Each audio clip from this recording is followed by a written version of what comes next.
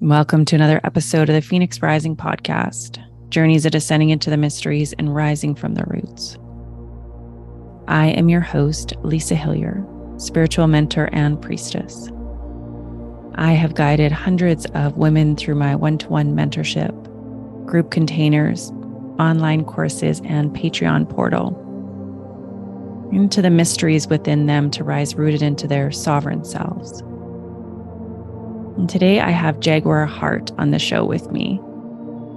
Jaguar offers his coaching as a holistic therapist to both men and women who may be seeking support in areas from anxiety, self-sabotage, relationship issues, insomnia, emotional trauma, and sexual trauma, to name a few. He works in four main areas to help his clients free from suffering: awareness, pattern recognition, language, and emotions versus feelings. Throughout this process, he teaches his clients how to handle situations beyond his coaching sessions, including understanding the subconscious constraints, how to see patterns, how to expand your awareness, and release the trapped emotions. Can't wait to dive into this episode with you. Welcome, Jaguar. And to start, we're going to start with the question of what has been the journey that has led you to the work that you are offering the world today? Yeah, so thank you for having me on. For starters, it's a real pleasure to be here. I always love doing this. Speaking is my forte. People think I'm a writer. People actually get confused. They think I'm an author or a writer, and I'm actually not. The speaking is actually superior to the writing, I believe anyway. So, how did I get into this? I could say, everything's led me to this in my life. I grew up in a fairly challenging home environment, which led me on a path of, the false self, the ego self, satisfying that. And I went down a path of, the main part of it was around the investment world that I was in. And I was in that for 10 years and I wanted to become a really good salesman. And what I found is the more I was on the phone to people as I was selling them, people were having automated responses where I could predict what they were going to say. And I realized that there was this programming that was going on. And during that time, my nickname was the Wolf of Wall Street guy in Sydney. So, I mean, you can go watch that movie if you want to know what it's like. I wasn't on his level to that extreme, but, I probably would have tried to get there at the time if life had let me. But I went through this sort of, millionaire lifestyle and these major catalytic changes where life essentially pulled everything away from me. And in that time, I lost all my money, friendships. I had to sell all my furniture and clothes just to eat. My dog died. I had an accident with my eye where I nearly went blind. I got quite sick during the year, and it was all life pulling everything away from me. But what I'd done in the investment world is I developed a very high level of articulate language. And at the time, I knew I was supposed to go in to become a therapist. And I moved over to New Zealand to clear out my body when all of this burn down was happening to figure out my purpose. And I sat down one day, and I'm looking down now because it's like I remember looking at the book, so I'm quite visual. And I wrote down all the things that I'm interested in. I wrote down the things I'm naturally good at. I wrote down things people compliment me for, why people come to me, etc. And I thought I was meant to be this entrepreneur guru, right? And then I looked at it and I went, oh, I'm meant to be a therapist. And so when I came back to Sydney, which is where I grew up and I was raised, I went and studied a Bachelor of Integrative Psychotherapy, but I dropped out after 6 months because it wasn't deep enough for me. And I knew, because I heard one day I was sitting on the edge of my bed, that I was here to heal sexual trauma. And I didn't know why, because that's never happened to me. It hadn't been around me. I grew up in a pretty sheltered, existence, even if it was chaotic. I grew up in a wealthy suburb in the eastern suburbs of Sydney. So I wasn't really brought up in these, what could be very difficult environments in other places in the world. But I was here to do this and I knew it. And the course that I started wasn't deep enough for that. Now, I decided to go it alone. I said, I'm just going to go and figure this out. But what I didn't realize at the time was with the language that I'd learned in the sales world, which I'd also largely developed through intuition and my ability to hear, is listening and hearing, and listening is hearing with intent. Most people hear, they don't listen. And so what I realized is when I was going into the therapy world, as soon as I started my sessions, all of this language opened up for me. And what I started to hear was there were reasons why people wouldn't buy things and they'd lie to you and stuff, but there were also these deep programs in the subconscious, which I found, which were held together by language. So I saw this really beautiful dichotomy of, wow, I'd use this language to essentially manipulate people, to sell them into investments so I could profit from for investments that worked, but they didn't really need. And then what I realized is that same language pattern in a different way, by recognition of pattern and cleaning up the language and finding the programs, can heal trauma. And I had no idea that that was going to lead into this. It was just like this sort of divine hand that was guiding me into it. And I just trusted and I moved into it. So it's been a fascinating like thing to watch open up. And the power of language, it's like language is the lock and the key to everything, because language, words are vibration. Vibration is physics, and trapped energy in the body exists as a vibration. So once we understand how to release that, the body starts to heal itself. So yeah, I mean, I could talk about for 2 hours about the whole thing, but that kind of sums it up, the important parts. Wow. Okay. Beautiful. There's lots of little nuggets in there that have led you to the work that you're offering the world today. And so language, can we go into that a little bit more about how language instills like a program in our mind and it starts to create our reality? So what does that look like as an entry point into starting to dissect? Yeah. So the ego is a collector of programs. Okay. So the ego is like the false self. It's the inner child. It's the survival mind. It's the subconscious mind. They're all the same thing. So we have these deeper ones. Like there's a lot of programming talk out there, but almost universally it's wrong. But there are these fundamental ones that exist in the form of language, but they're activated by events. Okay, so one of the programs would be I'm not enough. But the problem is with I'm not enough is most people are trying to break free from that prison, but they're not in that prison. They'll be in a different one, like I'm not wanted or I'm not safe. So we have to be really understanding of how that operates in the subconscious. So that's the first thing. But these are blind spots. So the subconscious, so there's like conscious mind, subconscious is really the body. It's what's out of conscious awareness. Now, this is the game. It's to find these and to dissolve them. And as we've become more intelligent and advanced, the ego has become more intelligent and advanced, because that's the game of duality. So there's the ego and the soul. And so the soul is like just a vibrational experience of freedom and joy. Love is the deepest essence, essentially, but they're all synonymous, really. Now, the ego, which is the survival mind, views the world through the word. We see images, like Carl Jung spoke about this around images and archetypes, but an image won't mean anything unless you have a word to associate with the image. So if you're looking at something and you don't know what it is, it doesn't mean anything because it doesn't have a word to associate with it. Yeah. So the soul, which is a vibration, then the way that the ego or the subconscious starts to relate to the world is through the word. Word extends out to create a language. Language creates a code, and then codes create programs. And so each person is sitting within multiple programs at once, but then each program has a set of thoughts that goes with it. And this is where people are trying to reprogram from the thought perspective, rather than going in to dissolve the program at the deepest level. Or I liken it to, a tree. When people are trying to reprogram their beliefs, they're trimming the branches of fear or self-hatred or whatever it is. I just go in and find the program that's generating the thoughts that you're trying to change or fix. And I just rip it out at the roots, because they're born out of this programming. They're born out of these containers. So if there's one container, which is I'm not safe, right? What that's going to give rise to is a set of thoughts that will be negatively biased. That negative bias is going to accumulate, and then it's going to become worst case thinking. That worst case thinking, which are the thoughts, are going to start to dictate our feelings, which are going to be the anxiety and the fear. That's going to then produce a behavioral mechanism to adapt to the fact that I'm not safe. It might be withdrawing from relationships. It might be anxious attachment. It might be self-sabotage, whatever it is. That's going to produce a result, and then the result's going to generate over time and create repetitive experiences.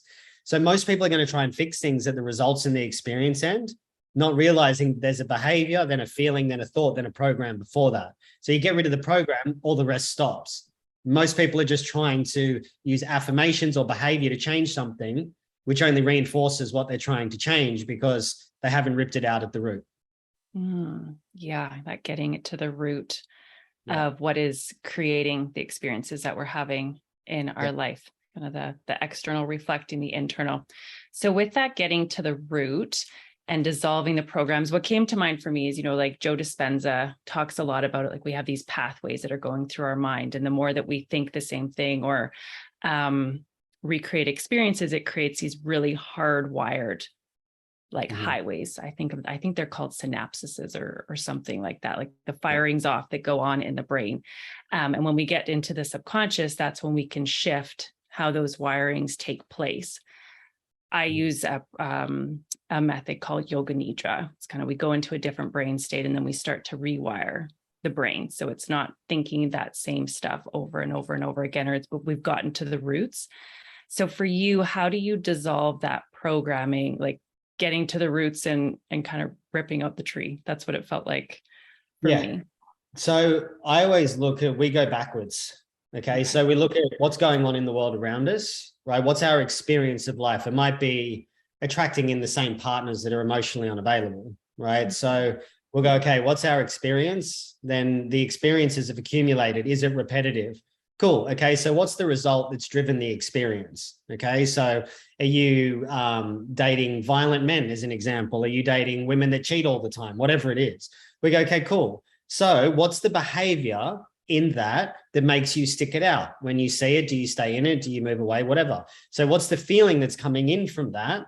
What are the thoughts? And then that's where we start to open it up. Like I'll be able to pick it very quickly with someone. But then what we do is we go, okay, where does this exist in your history? Where can we go backwards to the original event, the genesis of it? So once we get the pattern, which is, say, sabotaging relationships, that might be a pattern. Then we go, what are the feelings around that? Well, it's going to be fear because the person's going to be sabotaging, which is self-protection. What are going to be the thoughts that go with it? I can never meet anyone. Nobody loves me, et cetera, et cetera. Then we go into the deeper program, which will be, I'm not safe or I'm not lovable, whatever it is. And then we look at how did that reflect in our environment when we were growing up, where what you're actually doing is you've confused love with emotional unavailability. And so that becomes exciting and fearful. Fear and excitement are two of the same things. So I'll be able to tell in the way someone speaks. So the language will give it away from me because people speak from a conscious mind and a subconscious mind. So I'll be able to hear really small things in the way that someone speaks. I'll give you an example. I was working with a woman in my group container on the weekend, which we just finished. And she said around like, everything's trying to destroy me. And I said, well, did you have a cup of coffee this morning? And she goes, yeah. I said, did that try to destroy you? And she goes, no. I said, did that cushion that you're sitting on try to destroy you? Did the painting on the wall try to destroy you? And she goes, I can see where you're going. I said, what I want you to consider, which is really important, is it's not that everything is trying to destroy you. Rather, you're trying to find that everywhere. Right. So there's a huge, powerful difference between that. Everything's trying to destroy me. I'm looking for a threat, but I'm actually looking for it everywhere, but not everything is trying to destroy me. And so when she got this, that really clicked for her because it was this resistance, this fighting that she was in. And they're very small ways that sometimes people can speak. People will use such, demonstrably horrible language, which only keeps them trapped in the prison, which keeps it going like, nobody loves me. This happens all the time. Nothing I do makes you happy. They're these absolute statements. And quite simply, for lack of a better word, it's absolute bullshit. Right? It's like, oh, you never do this and you never do that. You always do this absolute stuff. So once we start to clean this up, to go back to like the Joe Dispenza stuff, you can start to, I'm not a big fan of the term hardwired because I think of like a circuitry board, whereas the brain is really plastic. It can be shifted pretty easily. And the way that we do it is through awareness. Once you're aware that it's just a program, you become free from the program through the awareness. It's a program. So it becomes conscious. Whereas before it was unconscious, meaning it was out of conscious awareness. So it's controlling you automatically. So once you see it, there's space that puts in between it. And then as you see the space more and more, it dissolves more and more. How quickly that happens and to what degree, it's really up to the person's history. Sometimes like if I work with someone that's, pretty young, under 25, and they've had panic attacks for 15 years, it'll go like within an hour because their brain hasn't fully finished developed yet. But if someone's in their 60s, that's probably not going to be able to be fully resolved because that pattern is more deeply ingrained in the nervous system and the behavioral structure of the body. Beautiful. And so earlier on in the conversation, you spoke about that nugget coming forward around sexual trauma. Yeah. And is that something, and when you spoke to that, that felt like a little like nugget that was probably coming from the soul as opposed to the ego of the work that you were meant to do in this lifetime. And so has that shown up in your work, or do you work with sexual trauma to start to dissolve the programs around it? Yeah, so sexual trauma, I largely worked with exclusively with women for the first 2 years of my career. That's largely dropped off. I feel like there was a karmic thing for me to resolve there that I needed to do. And it was a really beautiful gift that women gave me the opportunity to help walk them through a process of healing, being a man, especially. Like, it was such a gift. So I had no idea what I was doing at the start. I had no idea like how that was going to play out. But as I trusted and I started just to link up patterns, and I remember with the first woman that I worked with, she came to me because she wanted a relationship. She wasn't able to meet a guy to be in a happy relationship. And it turns out that she was sexually traumatized at 6 years old by her dad's best friend. 30 years later or something like that, she told her dad about it. The dad basically dismissed her and said that never happened. And she gave this really graphic display of when she was telling him, and he was stuffing food in his mouth. And it was really this visceral sort of, primal memory that she had of it. And I said to her, do you think you're vulnerable in relationships? And she said, yeah. And I just went, no, you're full of shit. Because she was withdrawn and all this sort of stuff. And she was like, no, and she's a very powerful woman, right? Medicine woman, really like strong and all that sort of stuff. But I was cracking through the defenses and I said, when do you think the last time you truly vulnerable was? And she goes, 2 weeks ago. I was like, no, we kept going through it. I said, I want you to consider the last time you were truly vulnerable was when you were in that bedroom with your dad's best friend. And she got it. And she just almost went catatonic. She hadn't spoken to her dad for a number of years since she told him about this experience. What happened overnight, she got a message from her father apologizing for not keeping her safe as a child. Once we dissolved and she saw the vulnerability, because what that did was that was keeping men away because she didn't feel safe around men because she'd been sexually traumatized. So she didn't trust it. Then she was dismissed and invalidated by her father. And I didn't know that I was creating all of this at the time. I can look back now and go, yeah, okay, cool. This is what it was, because it was by virtue of quantum physics, we become uncollapsed with the form of entanglement. So she was in resistance with her father. So it's like this. And when there's resistance pushing away, once you dissolve the program or the pattern and it comes through into awareness, it's really important to know it doesn't have to always be the program, but knowledge of where the pattern started is probably more important than anything else. And so when we saw the pattern, he was still here, it uncollapsed. So this quantum entanglement aspect through the programming that she'd had then was released from her metaphysical experience. The father, unbeknownst to him, then knew that she was available for him to say what he needed to say. And he literally said, I'm so sorry I never kept you safe as a little girl. She went through a profound healing. She's now met someone. I think she's engaged now. The father and her healed the relationship and she let all that go. And it was just by bringing to awareness what everything was in the right questioning. And so then she was able to be vulnerable because she realized there was nothing to be scared of anymore, because she was trapped in time from when she was 6. And I think she was 42 when I worked with her. So it was really powerful to see just the ability to break, bonds of resistance and chaos and trauma through the awareness of by using the right questioning. And so the program is important, but you get the program and the pattern and the origin, then you've got an extremely powerful force for healing. That's so powerful that her doing her healing on her own created the space where her father could come in and say what he needed to say, like just that going back to we're all connected, energy is all connected, and frequency and all of that kind of, magic that weaves the universe. And when one person experiences something, another person can feel that shift. So you're a physicist, is that correct? I'm a therapist. Okay. But I operate in the world of physics. Like my work is physics based. So, and the why I love physics is because it's demonstrable, it's real, and it's how the universe works, right? It's life. Everything's a vibration, everything's a frequency. Yeah. Frequency is going to start to predict what comes into your life. So whatever people call it high vibrational or whatever, rather it's about transcending and releasing the lower frequencies that we're operating from through language. And then we become more available to a higher quality frequency, because that chord is going to release and someone else will pick up on it somewhere in the ether for whatever program they need to be attached to as well. Okay. Could you give us like a tangible example of how we can shift our language to shift our frequency, our vibration, and shift our experience of the world? Yeah, absolutely. So what we need to do first is we need to listen to our thoughts. Yeah. Okay. The thoughts are really important because our thoughts are the lock. And then what we have to do is we have to clean the language up. So as an example, like everything operates in duality in a way. Now, excuse me, I'm a bit sick at the moment.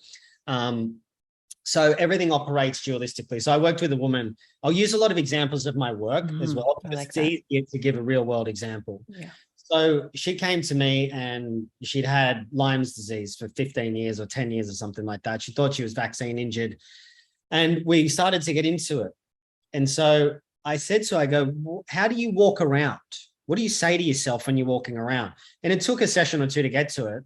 But she got to it. She's walking around saying, I'm not 100% all the time. And I said, we're going to start replacing this with my current state is one of optimal vitality. Now, why this is important, this is not an affirmation, it's a truth, because in her body, the energy available to her is actually at 100% of what's available to her. So she's not lying about it, but the language of saying I'm not 100% is a lie, but it's keeping her depressed and flat and drained and in the form of Lyme's disease, which is, that's questionable Lyme's disease at best, right? They say it's from a tick, and then there's all these other examples. It's holding on to something because it's quite heavy. And so once we go, my current state is one of optimal vitality, like, actually, I'll get you to say it back to me. It's like, if you say back to me and feel the energetic weight, say, I'm not 100%. I'm not 100%. Yeah. Now say it again and really feel it in the body. I'm not 100%. Yeah, that was a bit better, right? The tone was slightly different. So just feel the weight of that. If you're walking around in a conversation with yourself, now I feel it in my heart. I felt that in my heart. Yeah, like a collapse. Yeah. Now I want you to say, my state is one of optimal vitality. My state is of optimal vitality. And say that again and just feel that again. My state is of optimal vitality. Feel the difference in the weight of it. Mm-hmm. It's like people walk around, they use negated terms like, I'm not going to judge anyone anymore. Like, even just feel me saying it to you, like, all right, Lisa, I'm not going to judge anyone anymore. Right? Like, heavy. But if I say, well, you know what? I'm going to love and accept all beings for who they are. It's saying the same thing, but it's a different energetic expression. One's in the form of negation, like I'm not something. So don't think about a red car. Don't think about being sick. Don't think about a yellow balloon. Our minds are negatively based through negation, with which we use an affirmation to negate the negation, right? So it's, I'm not 100%. Well, I'm super healthy. Like, neither of those are true. But if I look at the statement of my current state is one of optimal vitality, that is a truth, right? And where it's, oh, I'm not going to judge anyone anymore, that's a reaction. But if I'm going to attempt to love and accept all beings to the best of my ability, that's an honest statement. And that's coming from love, one's coming from fear. And so this is how we do it. We look at, like, what's showing up in our life. What conversations am I having? Where am I getting triggered and pissed off and angry and upset? And what am I doing about it? Because most people are waiting for the other person to change. But when you change yourself, that's the mature way to do it. It's like, well, I'll change my approach to it. I'll change the way that I view. I'll look at my perception of this person. Most people are just trying to be right about the fact that the other person is wrong. And that's where we get into relationship, and people are going back and forth around this. And so it's really important to note, like, what are the conversations I'm having repeatedly? Am I sitting there in the shower arguing with someone that's not there to try to make them wrong, and then I never have that conversation with them? Or am I trying to get it out? We have to listen to the way that we think and the way that we speak. And it takes a lot of practice to do it, you know, and it's important to get into that, because once you clean up your language, your words change, your vibration changes. It's that simple, you know, it's that simple. So that's how I get people with that. Is there any language that has come up around COVID I'm just curious if, we all went through these past couple of years with COVID and this pandemic and all the stuff that has come with that. Mm. Is there any language that you have seen around that is keeping people stuck in that kind of fear state? Yeah, well, the thing is, like, COVID was more like, I've seen it as like it's shone the light on something. Mm-hmm. Yeah. And it's really brought into the light how many people are actually afraid of their own death and how many people are actually afraid.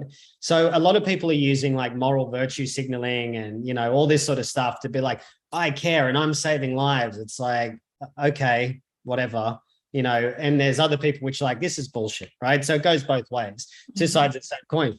But a lot of people have used it to confirm their own fear that there's something wrong with them, right? And this is a really deep program. Is there something wrong with me? Or there's something wrong. And this is really formed in, a lot of deep religious texts, especially in the Western. It's more the Catholic-based society where Adam and Eve were in the Garden of Eden, and then Eve ate from the tree of knowledge with the apple and then condemned mankind to, to worship at the altar of worthlessness, to find redemption from a God that fucking hates us. Mm-hmm. I mean, whoever sold that story, well done, right? I thought I was a good salesman, but whoever sold that, well done, right? So there is that around that, but what it's doing, there's no inherent problem with COVID. It's what it's revealing within us, right? So this is where it's really beautiful to see where we get upset is revealing something. It's showing us something, it wants us to break past these fears that we have internally, or this self-hatred, this self-loathing. And some people love to do that, like love to get into the COVID thing because they sit there and they're like, I'm better than you because I'm doing what the government told me. I'm wearing my mask like a good little boy and a good little girl that daddy government told me to wear. I haven't worn a mask pretty much the whole time. It's like the natural immunity of things for me is like nature will find a way, and I trust in nature. And so there has been a lot of language around that that's come up, but it's mainly been around fear. There's been a lot of fear around it and a lot of guilt. Guilt and fear are two very low frequency emotions. The news did a fantastic job of putting everyone into guilt and fear, and it kept everyone subservient, or not everyone, but a lot of people subservient to that because they were scared to die or scared to kill other people. When, you look at iatrogenesis, which is medical mistakes, that's the third highest killer, making medical mistakes in the world. There were more deaths from that last year, like 400,000 in the States, than there were from COVID in the States, that's for sure. Yeah. Yeah. Thank you for that. It's beautiful just to speak to COVID being such a reflection of what is going on in the inside for everybody and how that language started coming out. I read a post about earlier on today, so I'm just going to bring it into the conversation about our language and how it creates all these programs. So I don't know if there's anything that, like good morning. And it's like mourning, like you're grieving something. There's a death, like there's all this programming embedded in our language. And so it's almost creating this society of control and enslavement. Does anything come up for you around that, of where we start to really remove the veil and see the distortions that are all around us? Yeah. Well, language, like I said, it's spell casting. It's called spelling for a reason, right? So all words, they have a vibrational quality. So where this started, which is like, from what I understand, and I don't know if this was the origin, the old seers back in the yoga communities, what they would do is they were so tapped in that they would be able to hear the vibration that an object was emitting, and then the vibration would form the word. So they could hear the object, like a tree or grass or whatever, vibrating, and then it would translate into the root word in Sanskrit, right? Which is fucking amazing. Like once you know about it, they were that tapped in. And so what's happened is there's been, I'll just give a really good example. Like I did a post where I said a man leads, a boy controls, a girl manipulates, a woman surrenders, okay? And this woman in the comments got up me about the word surrender. And I said, surrender doesn't mean what you think it means at the root of it. And she's like, I said, it doesn't actually mean that. Surrender means to give over. It's a French Anglo word derived from Latin. And it means sir, which means over, and render, which means to give. So it's a willingness to give over. And she's like, no, it doesn't. It means to admit defeat, blah, blah, blah, blah, blah. And going off on this sort of like feminist rant at me. Mm-hmm. And I was like, that's not true. You're actually wrong about the root word. She's like, Cambridge Dictionary. I'm like, it goes back before that. It's like another word, mediocre, which I use the example of. Mediocre, like, what do you think that means? What's the first thing that comes to mind? Kind of like just blah, in the middle, nothing really great, just mediocre. Right. It's kind of shit. Mediocre, it means to plant a tree halfway up a hill. Wow. That's what it actually means. Medi, middle, ochre, which is a tree. So it means to plant a tree halfway up a hill. It's like the word mortgage. Mortgage means death pledge. Mort, gage. Gage comes from engage. That's why when you're engaged into something, it's a pledge. And mort, which is mortality, which is death. So it means death pledge, a mortgage. That's why it goes for 30 years and it runs usually to the sort of standard life expectancy of people. Most people can't get into a mortgage till they're in their 30s. You know, life expectancy is around 70 years old. You know, you're looking at paying something off for 30 years. It's a death pledge. You know, these are the ways that once you start to see this, it's like a weekend. You're weakened by the time you've got to start your week. You know, what's on in your week? You're saying your week. Like, good morning. You got to earn a living, and earn is what you keep ashes of the dead in. You know, things like that. Like when we say sir to people, sir was a acronym for slave in residence. So when I say yes, sir, it's yes, slave in residence. I'm saying that I'm a slave in residence. Things like this. And I've gone into this extensively, and there are basics with it, but you just clean that up. You know, it's like we want to clean that up and look at what's really creating the difficulties in our life. Like all those little words are, you know, they're interchangeable. They're fairly easy to fix, right? But what we want to get into is like, what are the things that are annoying me? What are the things that are keeping me trapped and confined and limited and not allowing me to have the experience of my life that I want? Because most people are just trying to hold on to the idea of themselves. They're like, no, I don't want to let go. I don't want to let go. That's the ego. And once we transcend that through language and awareness and the genesis and the pattern and the origin of all of it, it breaks apart and it starts to dissolve. Then those thoughts stop coming up. So that's a really important part around language. Language is, it can either free you or it can limit you.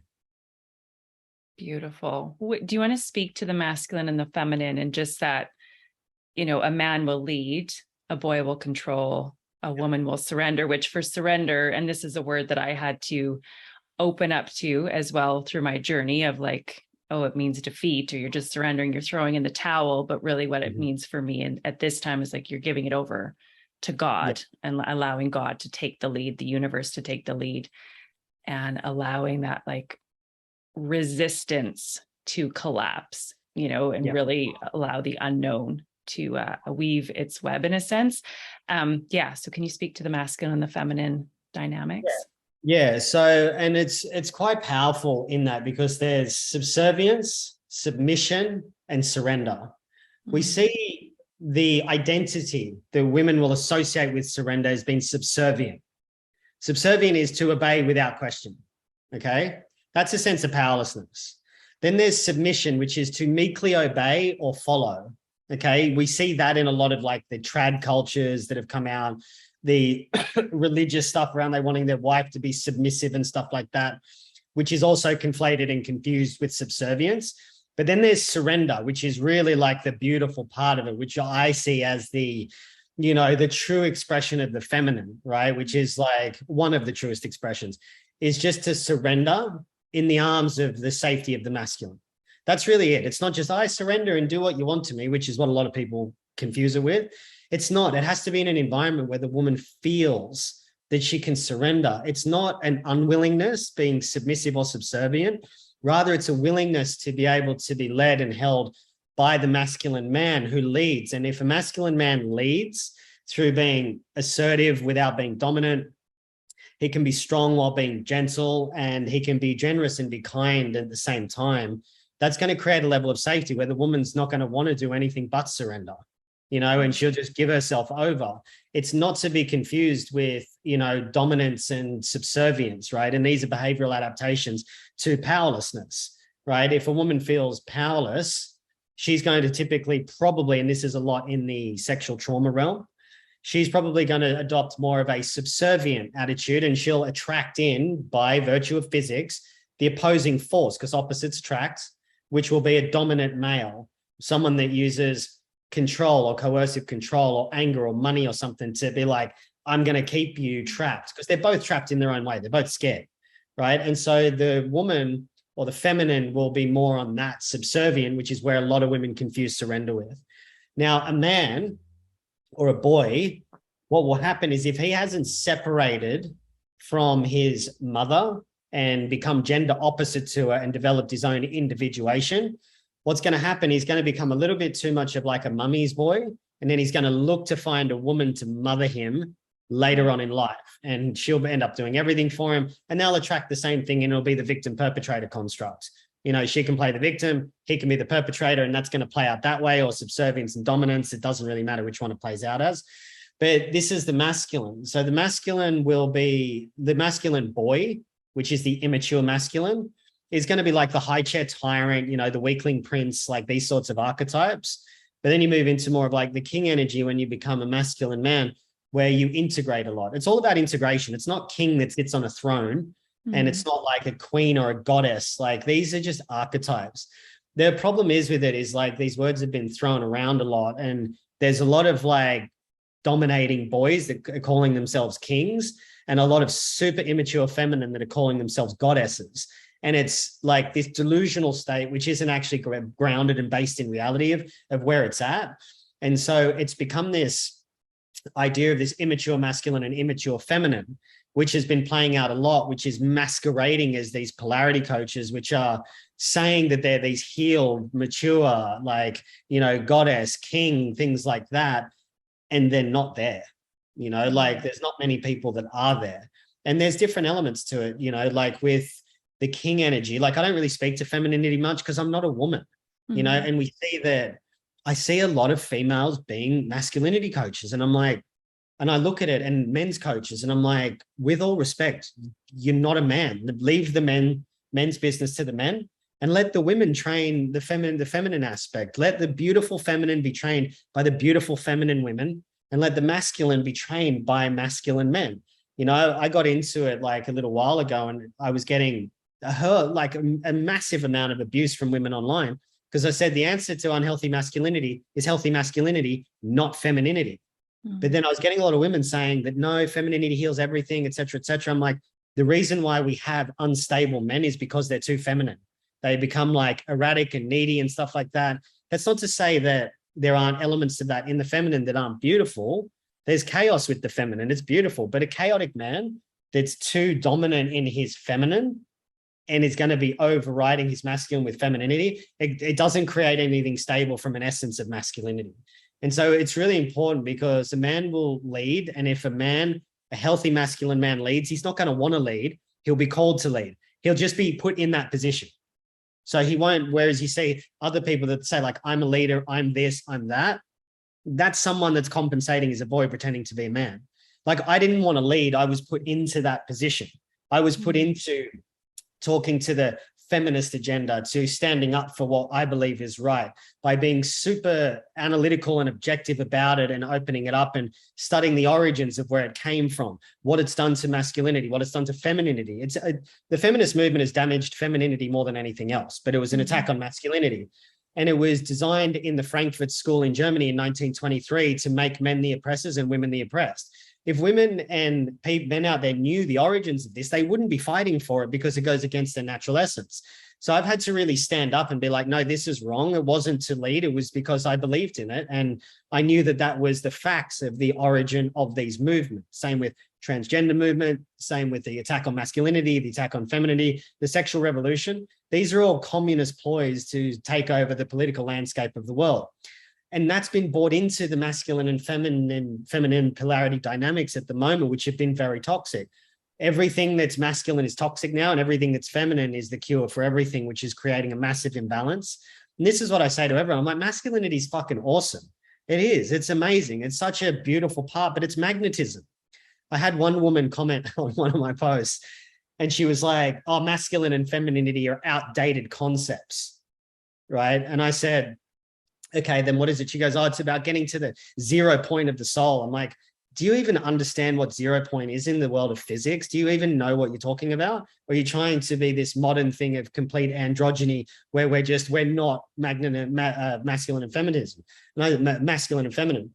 And I said to her, and I went, so you mean to tell me you, as a human being, are saying that masculine and feminine dynamics are outdated? And she's like, yes, but she went on to say feminism is the way forward. But I said, okay, so you're telling me if we take the words out, masculine, feminine, we look at polarity, which is magnetism, electromagnetism, which is physics, that you as a human being know better than the forces of life that created you. And you're saying that the system that created you and every ecosystem on the planet, every celestial body, every star, every animal on this planet, you're saying that that force is outdated because you think you know better than it. And she's like, thanks for mansplaining. And I was like, yeah, right. And I was like, well, I didn't know that you were like the master of the universe. I need a few things. Can I put in an order, seeing as you know better than the force that created you? So it was kind of like this absurd nature. And this is where the toxicity of it can start to lean in, the unhealthy aspect, where I look at things objectively, whereas this woman was just trying to prove a point. And I love it when like that happens on this, because when people start referring to insults personally, that's where I kind of know that they don't have much left in the tank. But once we understand the real true dynamics, masculine and feminine is magnetism. It's electromagnetism. It's physics. It's positive, negative. It's north and south pole. It's light and dark. They're two sides of the same coin that are dancing together, and they need to both be honored for their essence of what they are, rather than women trying to become men through the feminist movement and be too masculine, which is against their essence. And then what they're doing is they're conquering and dominating men, which they blame men for doing to them. So they haven't actually gone anywhere at the deepest level. They're just perpetuating a thing that they say that they don't want. So sorry, I went off there. Like, this is like, we don't know where we're going to go, but yeah, that's a fair bit there. That was a powerful tangent. There were a lot of threads that came into that one. Yeah. And I read a book recently, and it was called The Oracle. The Oracle. I know the Queen. The Oracle, Queen in the Hall. Yeah. Yes. I read that. Yeah. Stefano. And I wanted to get him on the podcast, but I didn't realize he's died. He died at a really young.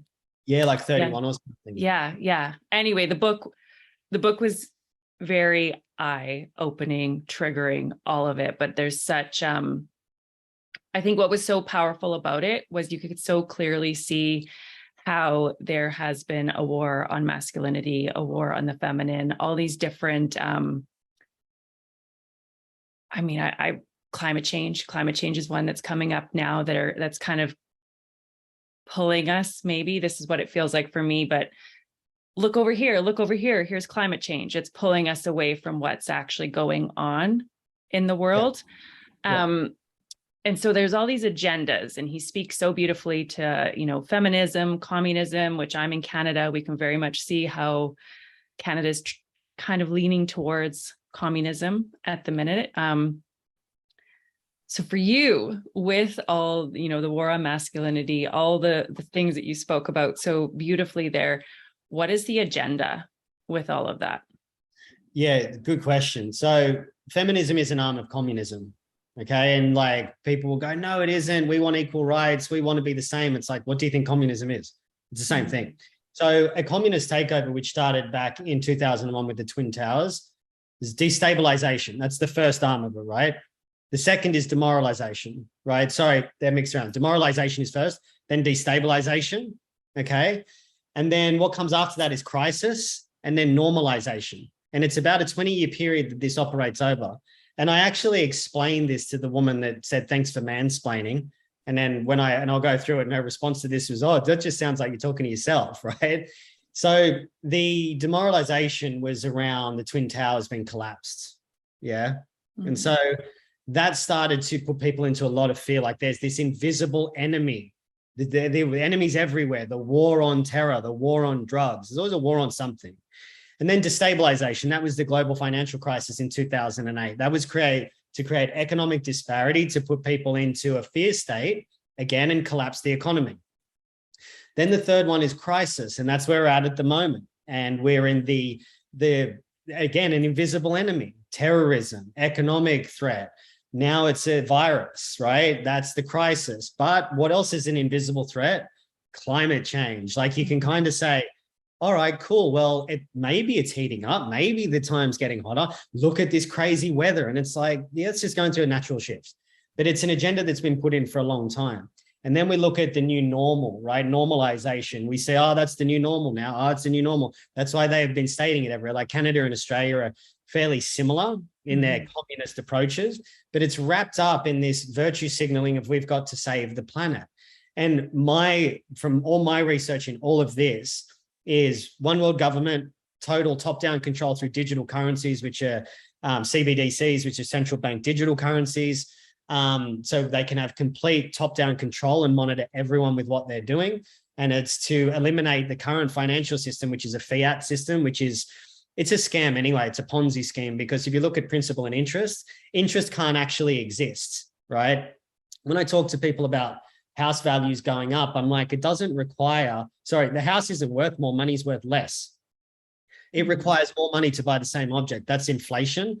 So inflation is actually money becoming worth less because it's not backed to anything. There's no gold behind it. So governments just keep printing money. So if I have $2 and I lend them to you and I say, but you owe me $3, what do? We have to create another one. But then each one is created with debt. And so it's created with the interest in it, but the interest can't exist because it's an infinite growth system based on a finite resource. That system is bankrupt, and all of our money and assets have been stolen, and they have to use the threat of something bigger to bring this in. So now it's going to be the carbon emissions. And when your carbon footprint's too big, you're not going to be able to buy something. If you don't adhere to what the government says, they're going to clamp you down. They're going to cut off your bank account. It's for ultimate control. And we're seeing that with the barcode check-ins. We're seeing that with the sign-in things, with the PCR test, the wearing masks. This is all a psychological operation to get people into compliance. And that's where we're headed. But I talk to a fair bit about this with people, and they say, well, it's obviously going to go bad. I said, if it was going to go bad, we'd already be in it. We wouldn't know it. But there's also another contagion, which is awakening. And the awakening, once you wake up, you can't go back to sleep. You can't put that back in the box. And so as people awake more and more and more, there's a wave, like they've kind of shot themselves in the foot. They really did the job was ridiculously stupid how they did it. They're masterful in their approach in a lot, but they kind of didn't really think it through. So now they're having to go to the climate change aspect in it all, because it's like, I care about the planet. No one believes really COVID anymore. If you're still getting your vaccine and stuff like that, they probably won't be listening to this, but you're a fucking idiot. Like if you don't like, to put it directly, right? Like, fuck, like, come on, like wake the fuck up, It's right in front of your face. Mm-hmm. Yeah, right. So, but some people here, they're not meant to wake up. That's their karma, and that's okay. Right. But there's been so many people waking up that it can't help, but the wave has crashed. And now people don't believe in the government anymore. So they kind of shot themselves in the foot. So that's where the agenda is going, I believe. Full top-down control, Hunger Games style, food scarcity, all that sort of stuff. Where I think it's going to head is I think it's going to break within the next 3 to 4 years. I don't believe they'll achieve their objective. There are too many people that are aware of it now, and they just go, well, hang on, you're just a person. Fuck off. You don't get to tell me what to do or how to live my life. Get out of my life. And so it's a necessary revealer to show where these things have always been there. They've always been there, these things, but now it's just coming to light. And so we have to bring the darkness to light to unify and to heal, as a collective, as a species. Do we make it? I don't know. Do I think this is the first time this has happened? No, I don't. I think there's been multiple ones of these that have run time and time and time again, ad infinitum. And I think that's just part of the realm that we're in. So that's my take on it. It's a powerful take on it. It's like the subconscious of the world has been brought to the light, the underworkings that were always happening, the illusion, the distortion that was always there. The programming, it's right there for us to see if you're ready to see, and there are people definitely, I believe that we signed up for different contracts and lessons and all of that kind of stuff when we came Earthside, and there's people that are just meant to stay specifically in the programming. So with that, how do we, I'm going to use the word fight, but go against this agenda that's coming through, like with COVID, not wearing a mask, not getting the jab, we can kind of not comply. But when it comes to this digital currency and everything, I'm looking for land right now. I'm going to be a witch in the woods, off grid, do my thing. But that's not available for a lot of people. So how do we go against the digital currency and kind of stop this before it takes over? Is that Yeah, it's possible? a good question. Like, I mean, you can look at gold, you can look at food storage, you can look at getting prepared and all that sort of stuff. I mean, I'm not doing that personally. I did do that for a bit and it was all out of fear, right? And just for me, it might sound like delusional in a way. I'm just trusting that it's going to work out, right? Like, oh, I've got money, I'm successful. I'm just going to do the thing vibrationally, which generates the most impact that I can have rather than operating from the fear space. I did it 2 years ago. I had fucking like 60 cans worth, 6 months worth of food and like hundreds of tins of tuna and spaghetti and all this shit. It's still sitting there. I'm like, well, that was ridiculous, So the way I think through this is to keep creating awareness around it. And there's a lot more people out there that are aware of this that don't want it to happen than there are that want it to happen. There's there's the people that aren't aware and they're just like, oh, I don't know. But then there's the people that are really pulling the strings behind the scenes. They're a tiny amount of people. And when we get 10 to 20% of the people ready to rise up and stand against it, and I think we're there, we're just waiting for a big event to happen. You start looking at the debt forgiveness as an example, which is like the government's going to take your property or something like that. We've got bail-in laws here in Australia where they can take 40% of your savings. And these are all like, let the government start taking your money and your food and your kids. That's where people are going to go, okay, no. Like there are cops out there that have a strong moral duty, a strong moral purpose. They're not going to start taking people to prison for not paying their bills or because they won't vaccinate their kids. There might be a small subsection of it, but just in time, like we have to let this play out. It's like my partner's got kids, and if there were like two guys that came to try to vaccinate them, it's like, I've done jiu-jitsu for ages. I know how to handle myself. I'm like, it's going to be like, who's going to win here? Like a family protecting what they love or you doing your job? Yeah. The guys doing their job won't win. They just won't because it's not about something deep and in purpose. Whereas, a father protecting his children, like I'll fucking bust heads if someone comes in and tries to hurt my stepkids. Like, yeah, good luck with that, but I don't want it to get to that. But at the same time, it's like there is a moral compass which is going on, which is overwhelming. The police officers as well, the police officers, heaps of them, they're in the police going, this is shit, but I'm just doing my job. But it's not that serious at the moment, like economic damage and locking people in their houses for perceived hurt. That's one thing.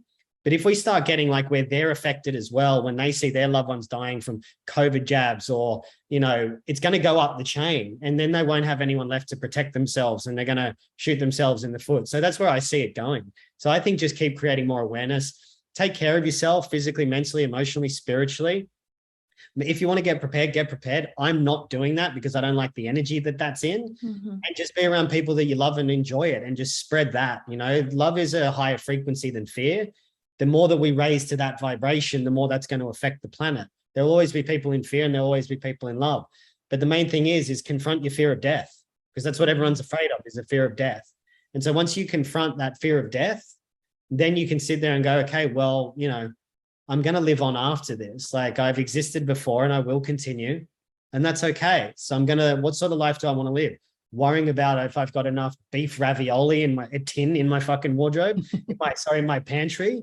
Or do I want to be around the people that I love? Do I want to teach my kids about the world? Do I want to, be a place of love and compassion and excitement for people and enjoy life and create things rather than worry about what might never come to pass? It might be that this whole thing might collapse in a year or two. And then people have been, digging bunkers and missed out on 4 or 5 years of their life because of something that never happened. At the end of the day, we're all going to die. That's the secret of it. When no one's getting out of here alive. And if our world's going to end in 5 years, are you going to be wanting am I going to be wanting to have beef ravioli tins and worrying about that? Fuck no. I'm going to be hanging with my partner, laughing with kids, creating, helping heal people, do what I can for the time that I've got. And that's what I think is the most important. Yeah. And that speaks to everybody doing their own healing work. When we do the work that's going on within us, it essentially contributes to all of humanity. It's like each of us dissolving our programming, coming into love, releasing the fear, letting go of resistance and all that. is going to contribute to the collective in a really, really beautiful way. So with men, and I'm seeing, maybe it's just because of the algorithms and what I get to see on Instagram, I don't know, but there's a lot more of a rise of men doing their work, and it's incredible, and it gives me goosebumps, and it's inspiring. And so for men, you know, kind of curious, stepping onto this path, starting to dismantle the programs that are going on within them, what are the core things that hold men back, if that makes sense? Like kind of the beliefs, the programs that hold men back, keep them maybe in addiction, however that might show up. And then what does it look like for the men that are stepping onto this path? Yeah, I mean, that's a really good question. Like, firstly, we have to get away from cultural programming. We're seeing this a lot, you know, that men are just these bumbling idiots, Peter Griffin, Homer Simpson, things like that, like characters which have been deliberately portrayed as these bumbling oafs that are stupid, that just manage to get through the world on their own, that are largely dumb. We look at even like Marvel movies, there's a lot of female leads and female castings that go on. You know, there was this one, the Black Panther, and all the women are warriors, but they're all bald like men. So it's like this confusing narrative which is going on. I was at the movies not long ago when my partner Luna pointed out to me, she goes, "Did you see the Australian Defence Force ad?" I said, "No." She goes, "All of their commanding officers were women." So this is the subconscious programming, right? It's like the Navy SEALs don't let women in because they can't complete the tests to get in. They can't. They're not the same build as men. They need men to do that, right? So you look at the elite forces, they're all men. And they have to be because our bodies are built differently. So we have to get away from the cultural programming of like the feminist agenda. Like I even had, you know, I've had multiple things around it. And I say this with the utmost respect to women too. I love women. You know, I work with a lot of women. I want women to be feminine and men to be masculine. And I had a friend say to me a while ago, she goes, "Oh, there's nothing is more dangerous on the planet than a mama protecting a child."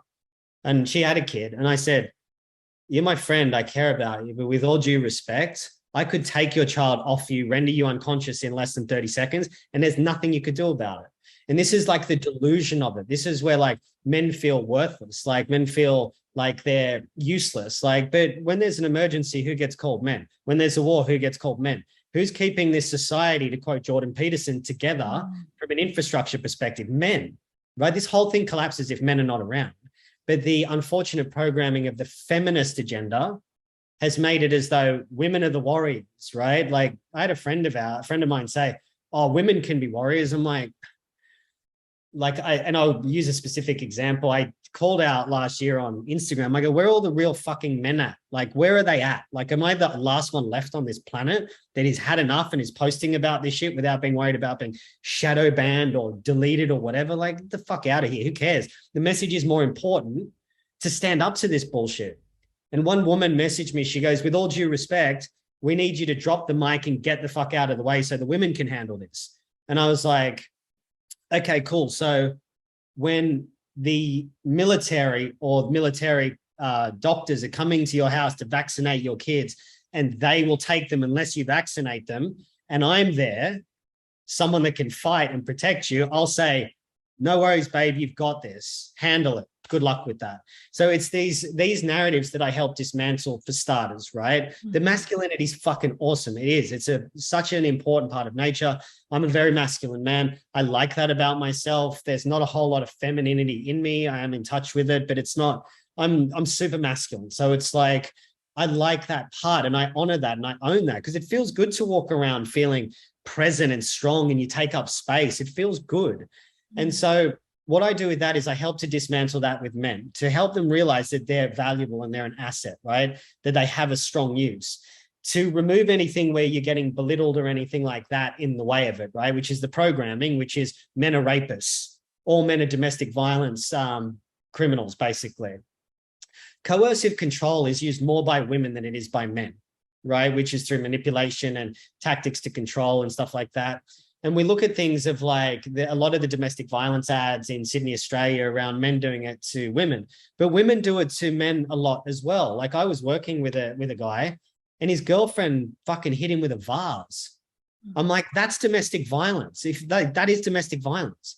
If you'd done that to her, you'd be in jail. But if she does that to you, maybe the cops might charge you depending on what country you're in. It really depends. Probably not in Australia. You'd be like, oh, man up, buddy, don't worry about it. But someone you love smashing a vase over your head, like, it's fucking unacceptable.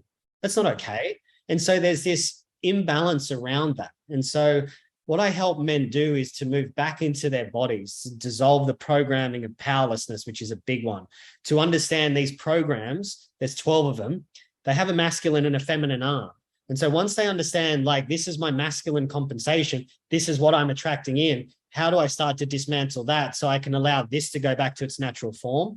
That's what I'll help them with. And I also put it into them as like just a representation of a man. It's okay to have feelings and emotions, right? But we don't want to be taking all of our emotions to our women, because a lot of women say, oh, we want our men to be more vulnerable and emotional, tell me everything. I'm like, no, you want a girlfriend, you don't want a man, right? What the woman wants is the man to say, babe, I'm feeling pretty upset right now, and I'm going to go and handle it, and I'm going to go sit with it, and I'm going to come back to you in an hour, and I'm going to tell you, and if I feel like it, I'm going to share what happened. But if I resolve and I don't feel like sharing, that's what I'm going to do. But it's got nothing to do with you, and I love you, and I'll be back soon. That's how you become emotional and vulnerable without coming home and go, oh, my boss is bullying me, or the guys on the work site are upsetting me, and I hurt my ankle because I was running up steps. That's ridiculous, right? And it's not to belittle someone or anything like that, but this is where we've gotten to in the state of men. Like, men are coming home and expecting their women to take all of it on for them. And it's like, there is a point where we have to say, man the fuck up, stop being a boy. I was in my group container the other day, and I was with a guy, and I said, I'm going to speak to you man to man for a minute. And I said, get your fucking shit together, and spoke to him like this. And I said, you're playing way too fucking small, and I'm not going to allow it, but you're full of shit and you're making excuses, and the world needs you to be a man. Step the fuck up, and it's like, that's how I'll talk to a man. And it's like, okay, another man's talking to me like this. That's good. But it has to be done from a place of a man that's living that, which I am. I'm on point. I'm on purpose. I'm successful. I still have my moments. I still get angry. I still get pissed off. I still get upset. I don't get it right 100% of the time. No one does, but I'm okay with that. I still have moments I'm not proud of, where I know in hindsight I could have been better. But it's about having integrity, about being out of integrity as well. Where you make a decision that, man of your word. I broke a decision that I said I wasn't going to do 2 months ago, but then I had integrity about the fact that I fell out of integrity, and that's okay. So this is what we have to do with men, and start to implement that. We have to get into our nervous systems to stay calm, to understand the programming that's working against us. I always say to people, I don't write the rules, I just play the game. Once you learn how to play the game with that as a man, then it's different, because there's a lot of stuff out there like red pill culture, which is toxic in my view, which is like pickup artistry, and women are hypergamous and all this. I'm not sure if you heard of that yet, but it's basically that, a guy called Rollo Tomassi wrote a book called The Rational Male. And it's about interrelational sexual dynamics and men and women, that women's sexual market value is high between 20 and 24, I think it is. And men is between 35 and 45. So after 25, women become less sexually desirable, right? And the women are hypergamous, which means they will jump from guy to guy. As long as it's an upgrade, they'll just keep jumping. And I had a conversation with this around someone, and I said, I don't think every woman's like that. And he said, I do. I said, well, men are like that too. He goes, well, no, they're not. I said, yeah, because the male, when he gets into his 40s or 50s, it's been married for 20 years. What happens when he starts banging the secretary? He's doing the same thing. It's the same fucking thing. It's just a different mechanism. So we got to look at things like that and start to understand the nature of being a high value male, where you're not on point or on purpose. Start working towards your purpose, become conscious, work through your childhood. If you've got some financial security, between 35 and 45, are working towards your purpose, or you're on purpose with no ex-wife, no kids, and you can move freely, you're in 0.01% of the population of men. If you've got a good body and you're good looking as well, you're in a tiny subsection of men out there. And so that's what I help men to start to develop and to look for with that. And, we've got to look at that point from realizing that men are a prize. Women are a prize too. The toxic narrative is that, oh yeah, there's another one like her, just get rid of her, you'll find another one. But it's dismissing the spiritual aspect of it, the karma that you come in to play out, the uniqueness of the feminine.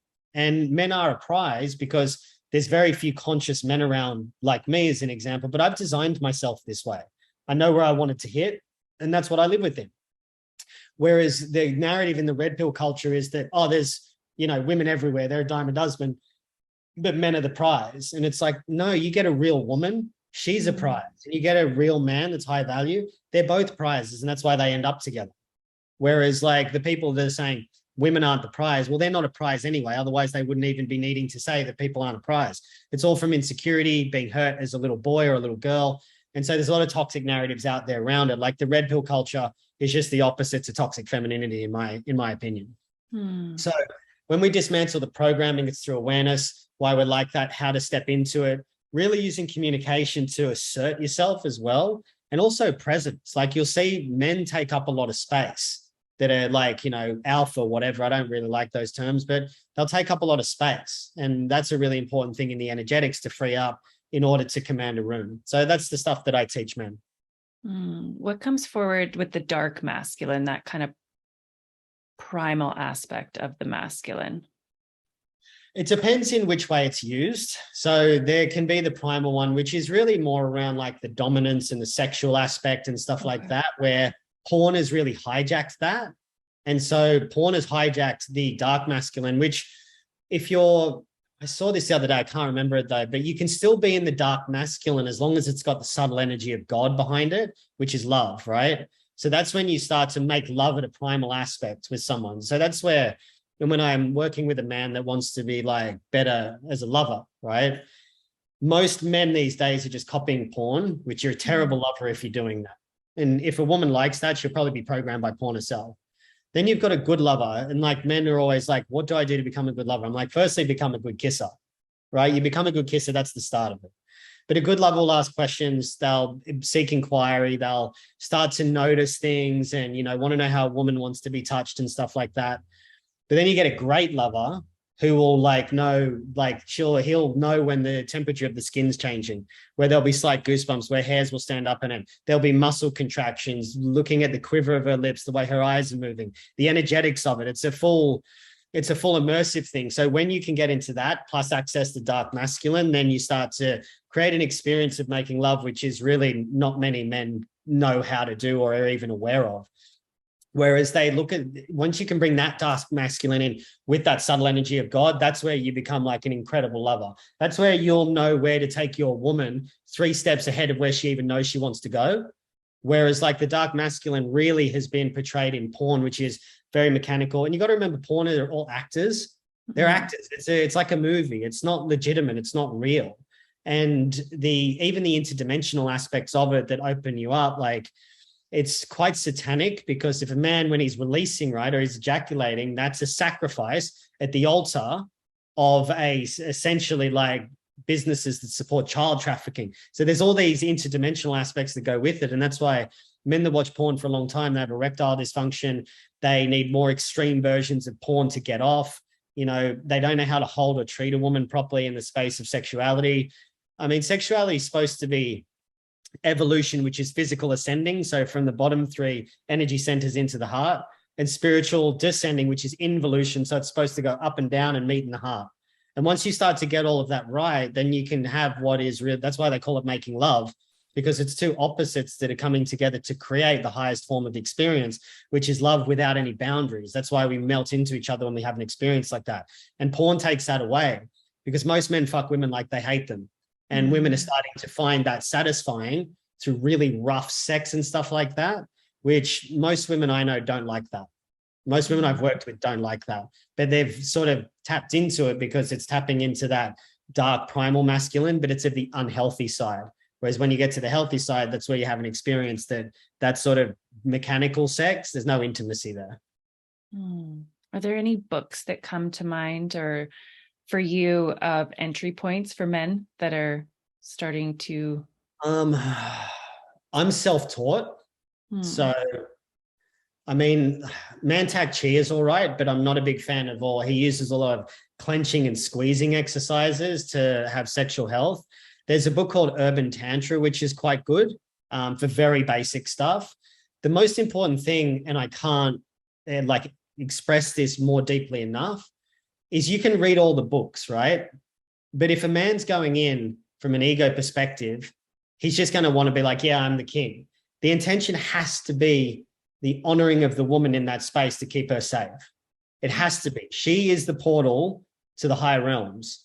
You have to honor that portal. If your intention's off, you can have all the techniques, but it doesn't really matter. So the intention's first, where it's like, and the thing is, like, if you become an intentional lover, a fucking woman will take you to places that you just wouldn't even know.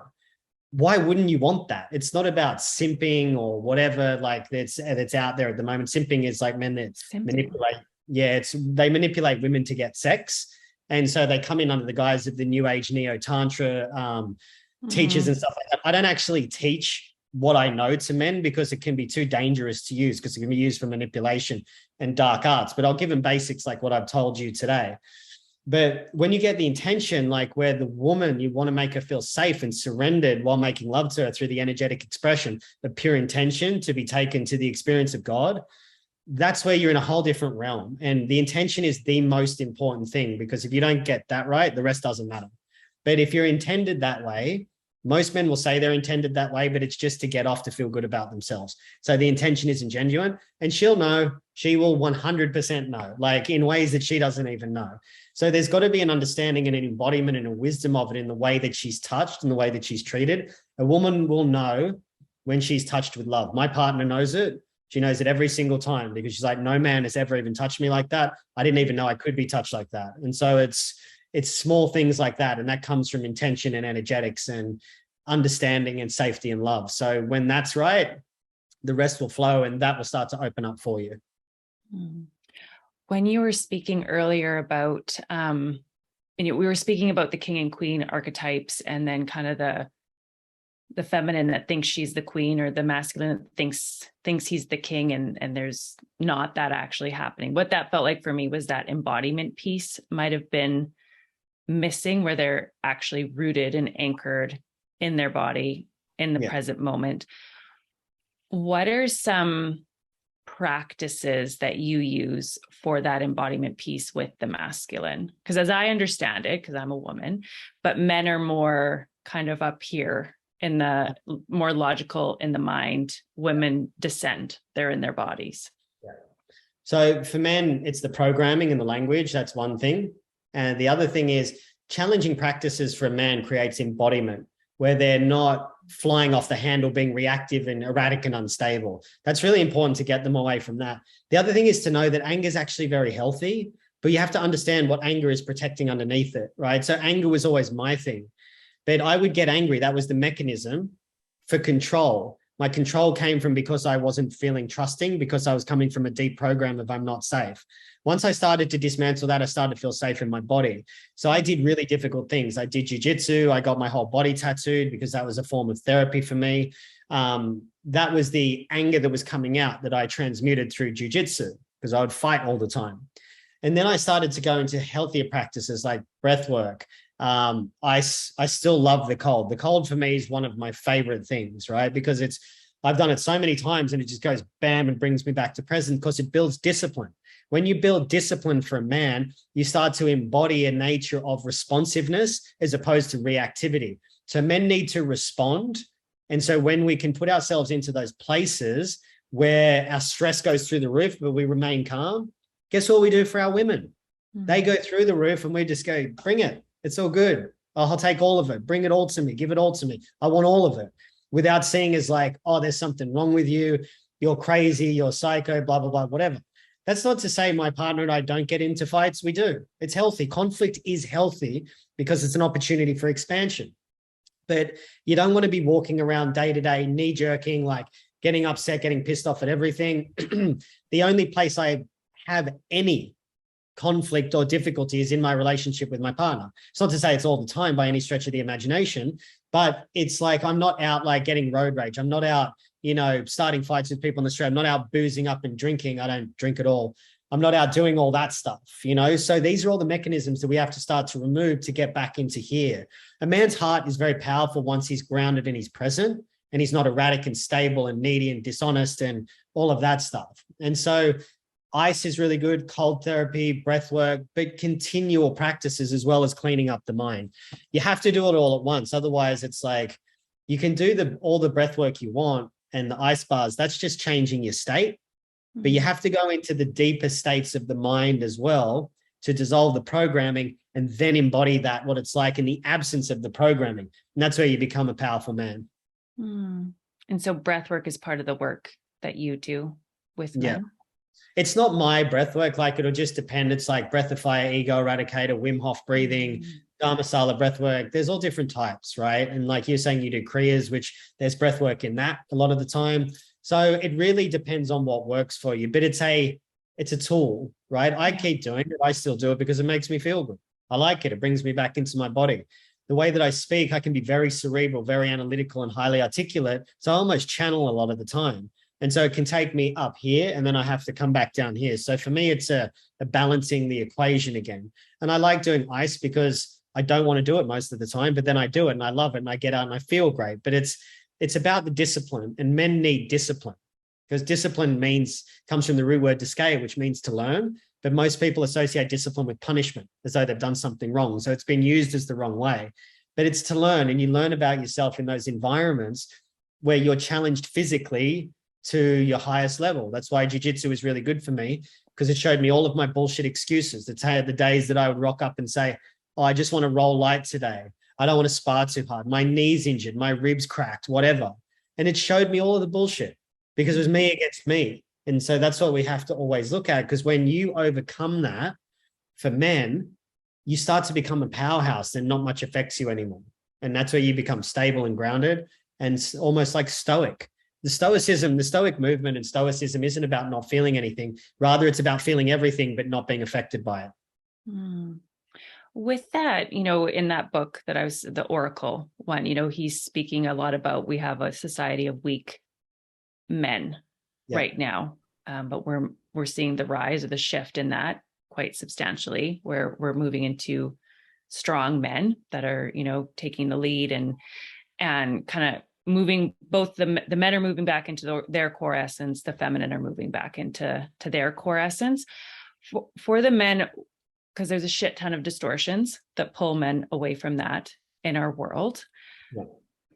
What are the kind of things that they can look out for, start to look at, like porn being one of them? Are there any other inversions, distortions that are keeping them weak and separate from themselves?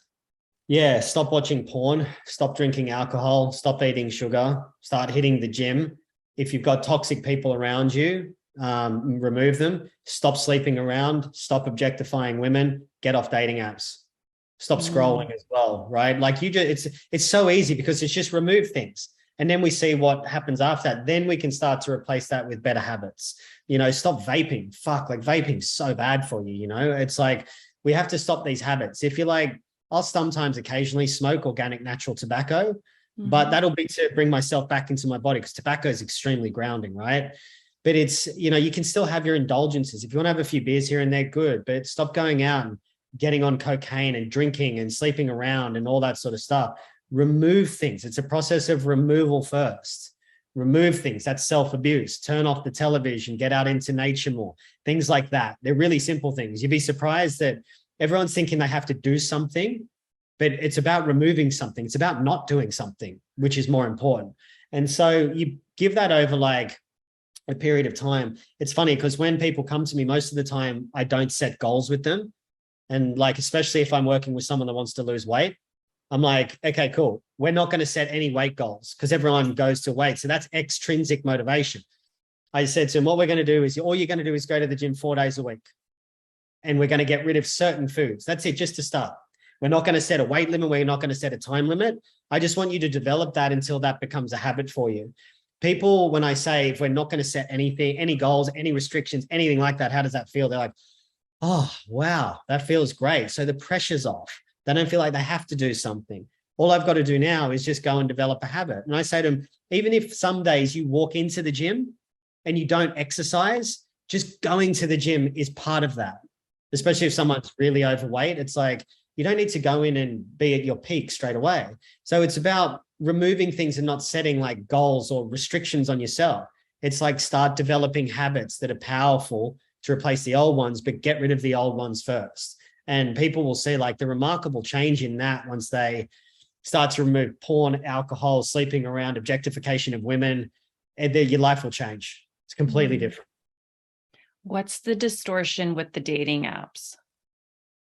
Because it's usually used for validation, right? So there's no trust in it. And it's this age of instant gratification where I can get what I want whenever I want. And I can swipe right. Oh, I didn't like her. Swipe. I didn't like her hair. She was too tall for me. Oh, she was a bit overweight. She was just like, I'll just go next. There's no valuing the connection. And it's based on physicality rather than the connection. Like, I just wait for life to bring me a woman. My current partner, Luna, I met her on the side of the road when I was on a holiday in Byron Bay. And we started speaking. And then I knew that I was meant to be with her when I first met her. That was over 2 years ago. Then I moved up to Byron Bay from Bondi Beach 2 weeks later. So that was the magic of life bringing us together. Rather than going out looking for it, which is often a distraction. I mean, some people are well-intended. This is not universal. Most of the time, people are looking for some distraction, self-validation, self-gratification, whatever it is. And it's like, just let life bring you the magic. Dating apps have only been around for 10 years, been meeting people other ways for, millennia. Let life bring you into you, like trust, open up to that. Because it's another form of objectification. It's another form of like, okay, cool. Well, he looks good or she looks good, but I'm basing it on like a short bio. I mean, I haven't been on one, so I don't really know, but I can picture it. And a short bio and, what they look like. And some people get professional photos and all this other stuff. And it's like, it's a game. It's a game. And it sort of, for me, it feels like it's very inauthentic for a lot of people. And so if I'm meant to be alone, life will leave me alone until someone's ready to come in to present me with an opportunity to learn. That's the way that I look at that scene. I don't see relationships as a thing to get anything. I see them as containers for healing. And so when I look at them for containers of healing, rather than my partner's the source of love for me, I get caught up in codependency. Whereas if I go, cool, this is a source of healing. We're going through something. Let's work on this together as a team and enjoy the fun of it on the outside. Most people get it twisted. Relationships are for healing. They're not for you to get love and to get security and satisfaction. They're for healing. And once you see that, it becomes very different. That letting life bring the person to you felt like that, the synchronicities and just allowing the universe to weave its web, however it wants to show up. It's that big unknown we can't control. Yeah, and people try to control it. Yeah, you can't control it. You can just waste your energy trying to control your feeling to the fact that you can't control it. And then you superimpose it onto the force that created you. Like, good luck winning that. Beautiful. What's been your biggest lesson along the way? Oh, biggest lesson, trust. I still develop it. And what I realized is that trust can only be built when things are difficult. It's like, you don't need to trust when things are easy. But when there's the challenge of life that's like just grinding on you like this, and it's like, bam, bam, bam. It's the surrender into trusting that things will work out for you in ways that you don't know. In ways that, like, you might break up with someone thinking you've got the most profound connection ever. Then 2 days later, the love of your life walks in and you journey for the rest of your life with them in this beautiful container. That's the work, it's like to develop trust. That's been my biggest thing. It's still an ongoing process. Yeah. How do you experience the mysteries? Through synchronicity. I love it. Like the way things drop in for me, and when I'm open to that magic, more magic happens. When I'm available to it, it's just like, oh man, this is great. This is amazing. Rather than trying to force, control, manipulate, dominate, the more mystery you tap into and the more awe and wonder you have for this, whatever this realm is, whether we live on a globe or a fucking flat plane or a turtle, I don't know, but it's fun to think about, right? So I enjoy the mystery of it all, right? So the more you enjoy the mystery and you stay open, the more life starts to support you. Do you have any stories of synchronicity that have happened in your life, or is it all kind of a synchronicity? It all is, like just the one how I met my partner. We came up and like we're just crossing paths on the road, and we knew who each other were because we followed each other on Instagram already. And so, and Byron Bay's 8 hours away from Sydney. And so I was only up for 3 days to get my stomach tattooed. And I went caught up with a friend for breakfast, and I wanted to stay. I was getting this really strong intuition to stay. And I saw her and I said, oh, I feel like I want to stay up here, but I know I'm about to meet a woman. And she goes, oh, really? That's interesting. I said, yes, I feel like I have to go back to Sydney to meet her. And she goes, why? I said, well, there's more women in Sydney. And she goes, how many women do you need to fucking meet? I said, well, just one. And I said, well, that's a good point. And the next day I met Luna. So it was like, that was the synchronicity, you know? So there's the real magic in all of that from that aspect. And so that was a really beautiful synchronicity amongst many others that have happened. But when you pay attention, you'll see they're all around you. Yeah, I love that, paying attention, because it's like the signs and synchronicities are happening all around us for everybody. But it's like clearing the vision or releasing the veils or the illusion that keep you separate from seeing what's always been there. How do you, it's always there. So beautiful. How do you root into the self? Silence is what I like. And I took a big breath out there. So nature, silence. I've become a little bit disconnected from nature recently, which I'm now realizing, but sometimes we have to disconnect to reconnect. So it's more about getting beyond the idea of the mind and sitting in stillness. And for me, that's where I do, 1 hour sessions of breath work or, intense breathing exercises, long breath holds, getting into the cold as well. And I just go present and my mind goes silent. And when I'm silent, then I'm in the state of the self. Yeah, beautiful. Is there anything that you want to add to this powerful conversation before we close? I'm doing 2 group containers coming up. I'm going to throw out a promotion there and just own it. So I'm doing a Free Your Mind one, which is I teach my coaching methodology, how to use it on yourself, working with a vast arrangement of conditions from disease and sickness to just wanting to improve your life and relationships. So work into like the natures of the mind, the prisons of the subconscious, language, physics, things like that. So that's the Free Your Mind one. And I'm doing a masculinity container coming up, which is my first one, which will be probably the first week of November. I'm looking at the moment. I'm only taking on 20 men to do it. We're going to get into things around like like we're talking about the nature of women, men's sexuality, erectile dysfunction, programming around it, really like creating a space for men to be able to transform.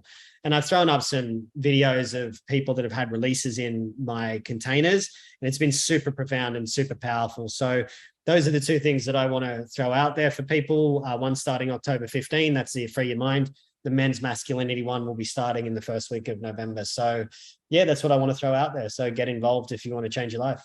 Yeah, beautiful. And the Free Your Mind one, is that for women and men or just men? Yeah, that's for everything, right? So anyone can join that. Unlimited numbers. That's coming up on the 15th of October. That's for everything. That's to crack the codes of the mind, to crack the codes of language, to shift your perspective, help heal disease, to release trauma, everything. Whereas the men's one is specific to masculinity and creating men through deprogramming and getting them to step out into the world and purpose and value and things like that.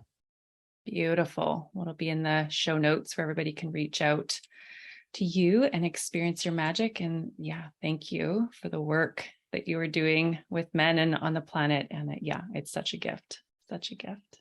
Welcome. And thank you for the platform.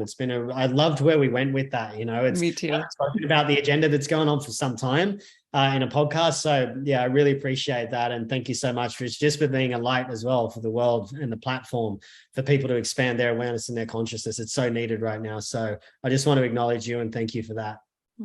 Thank you. You're welcome. Thank you so much for joining me for an episode of the Phoenix Rising podcast. Please like, share, download, subscribe if you enjoyed this episode. And I will see you next week for another episode on the Phoenix Rising podcast. Sending so much love.